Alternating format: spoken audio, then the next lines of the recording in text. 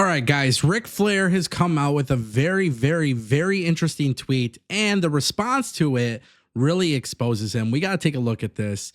So Ric Flair puts out this tweet and he says, there seems to be some disconnect. This isn't about Wendy or anybody in my family. This is about a guy who owes me money from a business arrangement 20 years ago.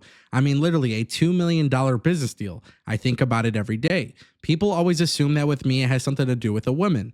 In this case, it absolutely does not. I would drop his name, but then I would have another lawsuit. I already lost one to him because I couldn't afford to fight the insurance company. So basically, for those who are unaware of what is happening here, Ric Flair is very pissed off about some person that owes him $2 million in a business deal from 20 years ago. Now, obviously, it's really hard to have an opinion on that. We don't know what the arrangements were for that business deal. We don't know if it was a wrestling thing or whatever it was, but Ric Flair tweeted that out. And then the response to this, and there's plenty of them, but there's one that was really interesting, and it comes from former ROH owner Cary Silkin. He owned the company from 2004 to 2011, and this is not something that was necessarily kept a secret, but now it has become a more prominent story, and that is because Cary Silkin responds back with, please pay me back the $41,000 you owe me for failing to appear at 4 signings. Sincerely, Cary Silkin. Now, this is a very interesting response because a fan responds and says, I love Ric Flair, but get his ass Cary. And Cary Silkin then responds, that was the thing. One of my greatest wrestling heroes turned out to be the lowest scumbag all the people I dealt with. Nobody screwed me. We're talking Bret Hart, Bruno, Bobby Heenan, Mick Foley, Ricky Steamboat, Dusty Rhodes. Everybody was a pleasure except for Ric Flair. And as you can imagine, Ric Flair has not responded to any of this.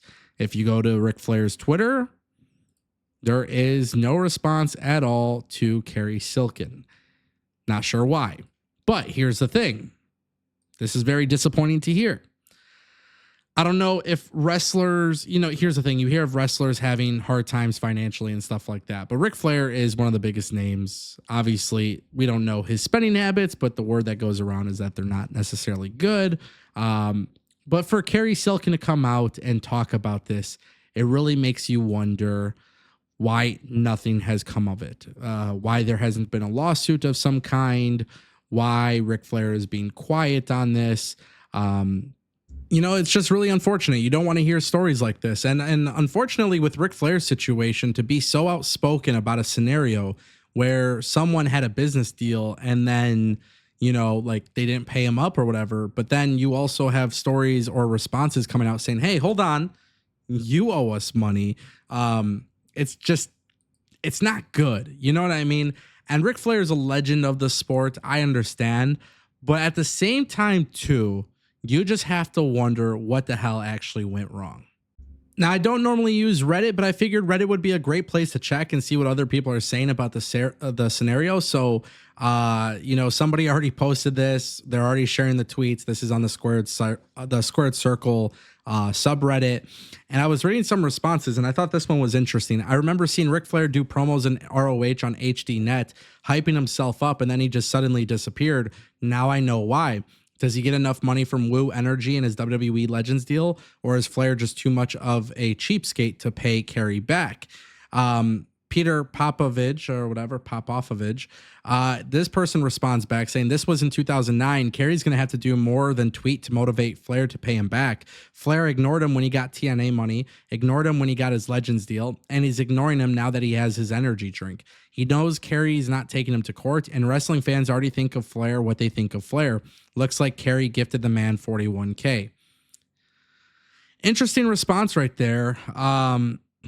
Yeah, man, it's like kind of crazy. There really hasn't been that much information. This response was, this came up on Colt Cabana's podcast. Allegedly, ROH signed Rick for 6 appearances. Rick made 2 of them and then said roughly, I'm going back to the WWE. I'm not doing these other appearances. You can sue me if you want, but I'm broke, allegedly. So again, this is just from Reddit. I don't know if this is I didn't go on the Colt Cabana podcast to listen or anything like that, but Yeah, very, very interesting. So this response was he made a deal, got paid, quit showing up, and never returned the money. Cary took the high road for a long time, but as long as Flair is going to make wild claims about others, it's only fair Cary calls out the hypocrisy, which is, I think, in my opinion, very fair. So it's a really weird thing. I mean, trying to dive into this, I remember hearing this story for a while. Cultaholic posted something too. Um, Yeah, I mean, really, what this looks like is Cary Silkin basically just like he's been trying for years and had no luck, and that's really unfortunate. So, it's a really shitty situation. I don't know, man. Yeah, divorce is expensive, and Ric Flair obviously was living a very, I don't know if I would say extravagant life, but limousine riding, jet flying, like that's he really lived his gimmick, I guess, and that's why he couldn't pay him back. So it's just one of those things. It's just the way it is, man. It's really, really weird, though. Really, really weird. As you guys can imagine, so many of the responses are just people pointing out Ric Flair's hypocrisy. For one, I mean, that's exactly what it sounds like. It just sounds like Ric Flair is being a hypocrite. And it's so weird that this stems from something 15 years ago, right? Cary Silkin has been trying for years and years and years. I do wonder maybe why Cary Silkin didn't go after Ric Flair legally.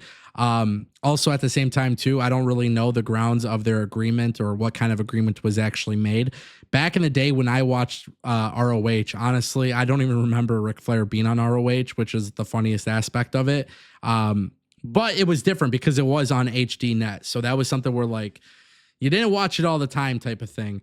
But Cary Silkin was the owner from like 2004. I want to say he sold it to Sinclair Broadcasting maybe in like 2010 or 2011. So obviously, Cary is no longer part of ROH. Obviously, at this point, he is a Hall of Famer. If you follow him on Twitter, he does often promote, what Tony Khan is doing with ROH. And I mean, I kind of feel for the guy, right? But it's just a very weird scenario. And for Ric Flair, this isn't a good look. But I think that commenter on Reddit made a really good point. Like, Ric Flair is Ric Flair. He don't care what people think. People who already have an opinion on Ric Flair already have their opinion on Ric Flair. I, for one, have never really been a fan of Ric Flair. WWE, TNA, it doesn't really matter. AEW, I've never really cared for the guy. As a performer, as a character, just not really my cup of tea. I understand a lot of people are fans of him, and that's cool, but definitely seeing the hypocrisy here. Definitely doesn't look good for Ric Flair. Ric Flair probably doesn't care. As far as Cary Silkin goes, I don't think he'll ever leave this alone either. So we'll see if there's ever a reunion for them. But who knows, man? Who knows? Definitely an interesting story, though. Ric Flair's gotten exposed by Cary Silkin yet again. So let me know what you guys think down below.